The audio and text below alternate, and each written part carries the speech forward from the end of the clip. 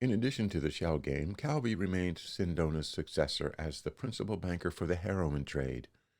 Insight into Calvi's position as the mob's consigliere was provided on November 4, 1996, when Francesco Marino Manoia, the leading pentito from the Sicilian mafia, testified in the Andreotti trial. He told the court that Calvi became the key figure in laundering heroin revenue for the American mafia after the arrest warrant for Sindona had been issued by the Italian financial police in 1976. The heroin, according to Manoia, continued to be sent to the Gambino family of Cherry Hill, New Jersey.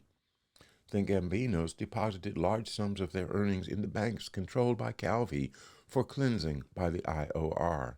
Eventually, the money was used by the American mob to purchase hotels, land, and financial companies in Florida and the island of Aruba. Gelli Manoia and said remained the principal figure for the Sicilian mafia. This fact, he said, was evidenced by the case of Stefano Bontade, who regularly oversaw the refinement of 1,000 kilograms of heroin that flowed into his laboratory from the Balkan route. Bontade's share of the profits for each shipment was $150 million. This money, according to Manoia, was delivered to Gelli, who used a string of Sicilian banks and Banco Ambrosiano to funnel the cash to the central laundry, that is, the Vatican. The day after Manoia spilled his guts, his mother, sister, aunt, and two uncles were murdered within their homes in Bulgaria, Sicily. Manoia's testimony concerning Calvi was confirmed by other mafia informants, including Antonio Giuffre, who had enjoyed a close relationship with Sicilian capo di tutti capi, Pippo Calò. Thanks to the new heroin network, all of the profits of Stibam International were recycled through Banco Ambrosiano. Calvi also handled all of the foreign currency exchanges for the company. Stibam began to receive strange guests, including Thomas Angioletti, an agent of the U.S. DEA. It also entered into major business transactions with a mysterious American named Garth Reynolds, who maintained an office in London. Reynolds gained access to an incredible array of weapons that he supplied to Stibam, including Cobra helicopters, fully loaded with rockets, anti-tank guns, incendiary rockets, and RPG-7 rocket launchers. He was arrested in Los Angeles in 1980 and, like a true spook, disappeared forever from the United States criminal justice system. So much money pouring out of the country into mysterious offshore companies with weird-sounding names didn't go unnoticed. In June 1978, a 12-man team from the Bank of Italy launched a probe of Banco Ambrosiano, only to discover that they had wandered into a bewildering labyrinth of shady financial transactions. Calvi refused to provide the team with requested information concerning the 8 companies that had received hundreds of millions in loans, or about the branches of the bank in Luxembourg, Nassau, and Managua. He claimed that such disclosures would breach the banking regulations of other countries. Eventually, the team asked for more investigators to unravel the puzzle, but even 20 auditors poring over the books day and night for 6 months could not discern the true nature of the subsidiaries and shell companies, let alone the ground plan of the financial scheme. On November 17, 1978, the examiners produced a 500-page report that was painfully abstruse. But the overall verdict that the bank was, quote, not at all satisfactory in its operations sent shivers through Italy's financial community. The auditors added this recommendation, quote, "There is a clear need to cut back the network of subsidiaries which Ambrosiano has created abroad. They must also be forced to provide more information and figures about their real assets to avoid the risk that a possible liquidity crisis on their part might also affect the Italian banks, with all the unfavorable consequences that might entail. The report devoted more than 25 pages to the tortuous relationship between Banco Ambrosiano and the Vatican Bank. It stated, independently of the position as stockholder, the IOR is bound by strong interest connections to the Ambrosiano Group, as is demonstrated by its constant presence in some of Ambrosiano's most meaningful and delicate operations.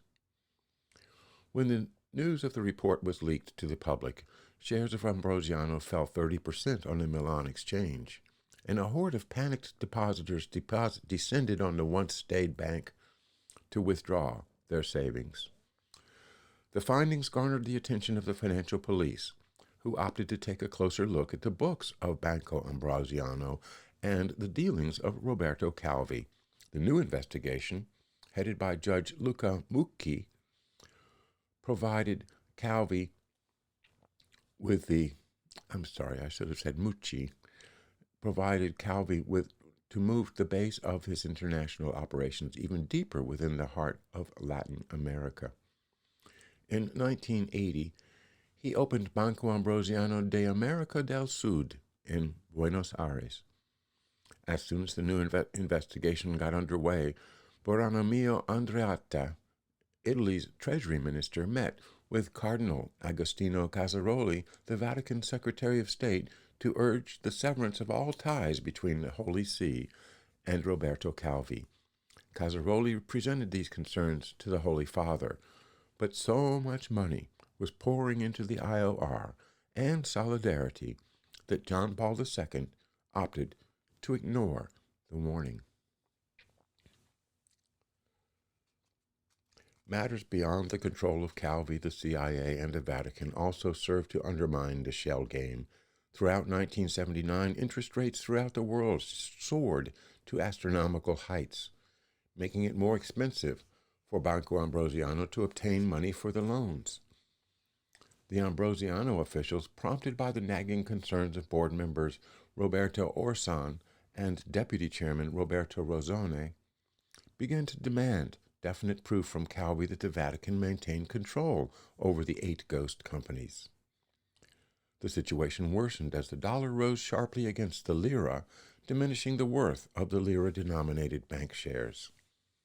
In July 1980, after the Guardia di Finanza uncovered evidence of illegal capital exportation, bank documentation, forgery, and fraud, Judge Mucci ordered Calvi to surrender his passport and warned him that criminal charges would be on the way.